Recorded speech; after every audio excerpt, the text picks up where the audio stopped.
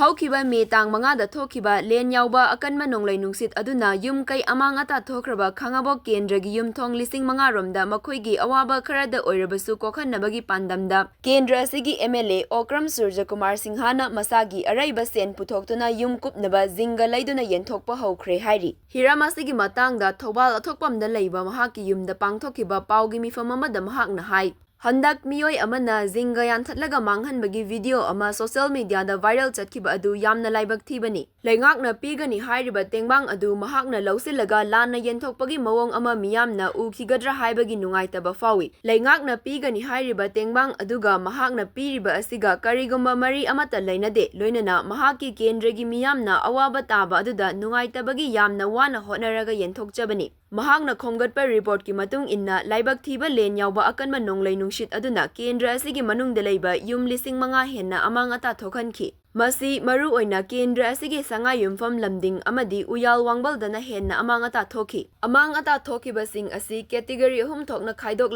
dola doligi khena bathamdana yamna sokpa khara henna sokpa amadi khara sokpa yum singi oina Jingkha bundle ani piba mana ahum mari piba tawraga yenthokibani. Miyamna mangonda thangatlakiba report aduda asoiba yaubadagi category lanna khaidokpa yaurabasu pau pibiyu. Mahakna yenthokliba asi ahanbagi oina miyamgi awaba kharada oirabasu kok-hannabagi pandamda pibani amasung makhatana su pikigani. Leingakna su pigani hairiba adusu soidana miyamda DC gi khuthangda piba houkrabani. Sen leijaba kharagidi asokapan nangkhraba mayum sing semjinba ngamkhragasu sen leijadaba singidi hauzik fauba semjinba ngamdana leiriba adu Kendra adugi MLA ama oina mahak yamna nungaitaba fawi. Mahakna semjinninglabsu paktaknana tawrakpanina ngamdabani. Adumakpu mahakna ngamba thakta yamna wana hotnaraga miyamgi awaba kok-hannaba hotnabani. Lamdam asida thokhaliba achauba tangdu leitadaba irang asigi marakta yamna wana hotnaraga tawriba aduda yamna laina manghanbagi thawong tawbiganu haina Kendra asigi MLA Okram Surjakumar Singh na pongdorakhi.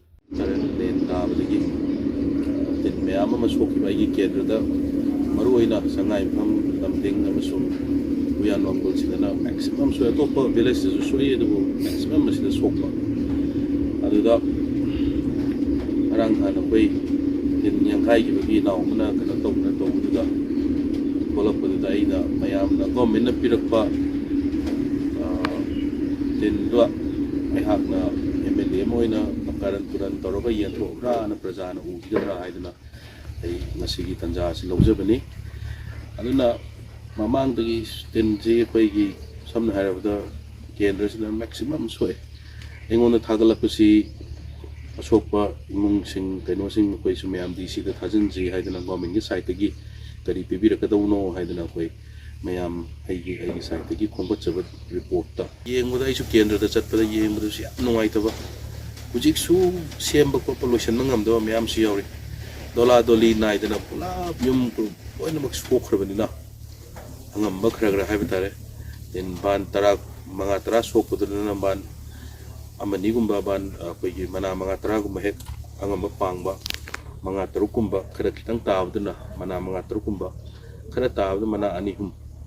maina angamba pangme de henna sokpada data lokotpada paw lobada soiba ngamba yorbasu yai lekai club sing kari sing ahalaman mayam taruga lokotpiu haidna ai leirasu leitarasu amba mayam ji sokana hennan basida yam wana haibitare hujiksi lambi su yadaba marak amma mamangda lambi su yadaba marak amma su taruba tawriba huji thoisini jiri da problem to analyze ni sumaina tawdana tawringai marak sida lambi yasalakto khosalakto yam wana mapandagi singbani ai lamba khara ado government dagi lakpa nate ai gi site gi angamba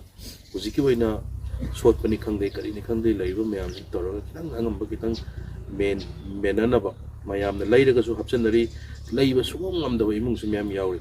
mogi do loinamak aina MLA nena lekai gi lamda masigi MLA ne loinamak tawbo ngamba su nataba